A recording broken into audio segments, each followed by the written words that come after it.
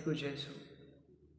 सोना चांदी है नहीं दू जो मेरे पास, चलो मसीहा नाम पर उसे बंधाई आस।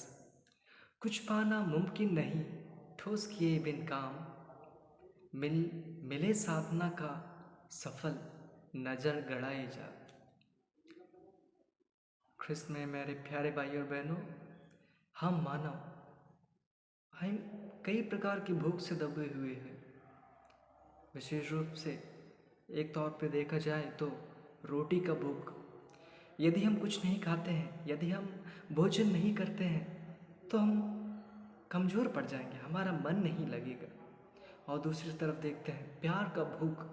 यदि हमारे जीवन में प्यार नहीं है तो हम अपने जीवन में अकेलापन महसूस करते हैं, दर्द महसूस करते हैं। सत्य का भूख। यदि जब तक हमें सत्य का पता नहीं चलता हम संतुष्ट नहीं होते हैं। जी हाँ मेरे प्यारे भाई बहनों, यीशु भी संसार में कई प्रकार की भूख मिटाने के लिए आए थे। हमारे दैनिक जीवन की आवश्यकताएं जैसे कपड़े, धन दौलत, भोजन, घर, इनसे भी बढ़कर हमें अपने जीवन में कुछ चीज़ों की ज़रूरत है। ऐसी कई चीज़ हैं जिनकी हमें ज़रूरत है। हमारे जो कपड़े हैं, जो भोजन है, हमारा जो घर है, उससे भी बढ़कर हम भूखे हैं। संसार में कई भूखे हैं, भोजन के लिए नहीं बल्कि खुशी के लिए, प्रोत्साहन के लिए। कई प्यासे हैं, पाने के लिए नहीं, पहचान के लिए, दोस्ती के लिए। अकेला महसूस कर रहे हैं, उनका कोई दोस्त नहीं है। उन्हें दूसरों से प्रोत्साहन चाहिए। They need appreciation from others.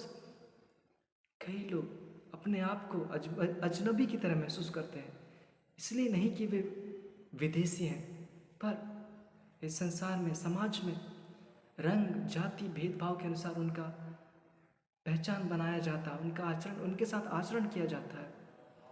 कई लोग अपने आप को नंगा महसूस करते हैं। ये नहीं कि उनके पास कपड़ा नहीं है, बल्कि उनके पास आत्मविश्वास नहीं है, उनका अच्छा नाम नहीं है समाज में।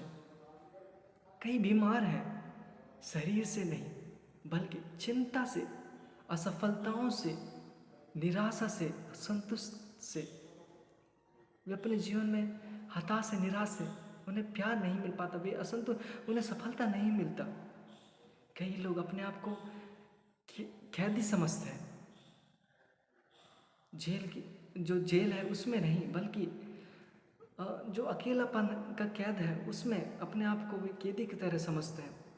दूसरों को क्षमा नहीं कर पाते अपने आप को। They feel guilt in us, they feel guilt in them. कई बेघर है, इसलिए नहीं कि उनके पास घर है जो ईंट व सीमेंट से बनाया जाता है, बल्कि इसलिए कि उनके जीवन में प्यार नहीं। वे प्यार के लिए तरसते, वे सहानुभूति के लिए तरसते हैं, वे दया के लिए तरसते, वे अपनापन पाने के लिए तरसते हैं। जी हाँ, कई ऐसी बाधाएं हैं हमारे जीवन में जो हमें ईश्वर के पास आने से रोकती है। धन की बाधाएं, वासनाओं की बाधाएं, ताकत की बाधाएं, जो हमारा समाज में पद है उनकी बाधाएं। हम वचन में भी देख सकते, पवित्र वचन में भी देख सकते हैं कि किस प्रकार से एक व्यक्ति अपने जीवन में बाधाओं के कारण ईश्वर का अनुसरण नहीं कर सकता। बाइबल में हम उस धनी व्यक्ति को देखते हैं, प्रभु यीशु ने उसे शिष्यता देने के लिए आह्वान किया, परंतु वह असफल रहा। क्यों? धन की वजह से, क्योंकि वह एक धनी था। हम देखते हैं दूसरी तरफ की पिलातुस को, जिन्हें प्रभु यीशु सत्य का पाठ पढ़ाना चाहते थे, उसे सत्य से मुक्त करना चाहते हैं, परंतु वह भी असफल रहा। क्यों? उसका एक पद होने की वजह से, वह अपने पद को खो देने के डर से ईश्वर का जो सत्य की पहचान है, जो सत्य उसे मुक्त करता है, करेगा, उसमें वह असफल हो जाता है। हम देखते हैं कि फरीसी और सदूसी, ईश्वर उनके मन को परिवर्तन करना चाहते थे, उनमें बदलाव लाना चाहते थे, परंतु वे असफल रहे। क्यों? ज्ञान की घमंड की वजह से, because they were feeling they are intellectually very high, they were feeling intellectual pride in them. जी हाँ, हमारे जीवन में भी ख्रिस्त अपने आप को हमें देते हैं, यीशु अपने आप को हमें देते हैं, जिससे हम अपना भूख मिटाएं और अनंत जीवन को प्राप्त करें। क्योंकि जो हमारा भूख है, वह जो हमारी जो भोजन है, वह रोटी उससे तृप्त नहीं होगा, बल्कि ईश्वर का वचन जब हमारे अंदर आएगा तो हम पूर्ण रूप से तृप्त हो जाएंगे। और जिस कार्य के लिए ईश्वर ने मुझे और आपको चुना है, जरूर उसमें हम सफल होंगे। बाधाएं जरूर आएंगी, परंतु जब हमारा विश्वास अपने आप पर मजबूत होगा, ईश्वर पर मजबूत होगा।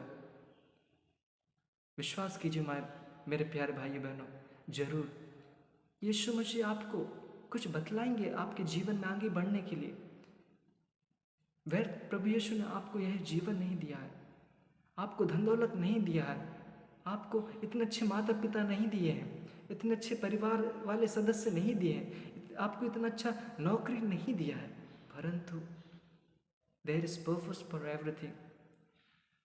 ईश्वर की कुछ धारणाएं हैं। ईश्वर ने भी हमारे लिए कुछ नया ही बनाया होगा। विश्वास कीजिए, जब आप विशेष रूप से उनसे जुड़े रहेंगे, उनके पास जाएंगे, तभी आप उनके द्वारा एक हो पाएंगे और आपका जीवन ईश्वर में बना रहेगा। आमीन।